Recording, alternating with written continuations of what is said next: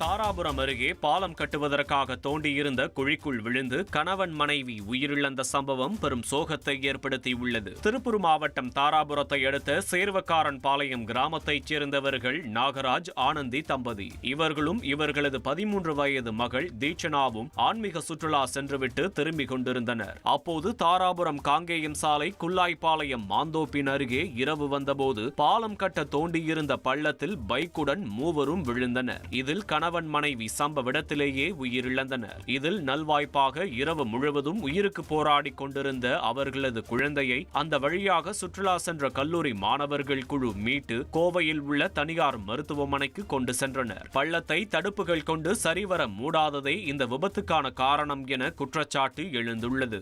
இந்த விபத்து குறித்து குண்டடம் போலீசார் வழக்கு பதிவு செய்து விசாரித்து வருகின்றனர். ஆனந்தி நாகராஜுங்கிற தம்பதிகள் டூ வீலரில் வந்திருக்காங்க. அந்த பள்ளத்தில் விழுந்து அறிவிப்பு பலகை இல்லாதனால பள்ளத்தில் விழுந்து 2 பேரும் ஸ்பாட் அவுட் ஆகிட்டாங்க.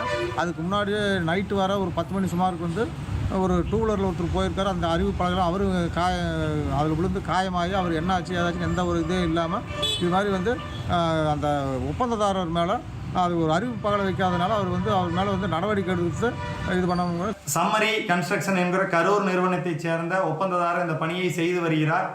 இவர் பார்த்தீங்க அப்படின்னா அமைச்சர் ஏவா வேலுவினுடைய உறவினராக விபத்துக்கு காரணமான ஒப்பந்ததாரர் மற்றும் அலுவலர்கள் மீது கடுமையான நடவடிக்கை எடுத்து அவர்களை கைது செய்ய வேண்டும்.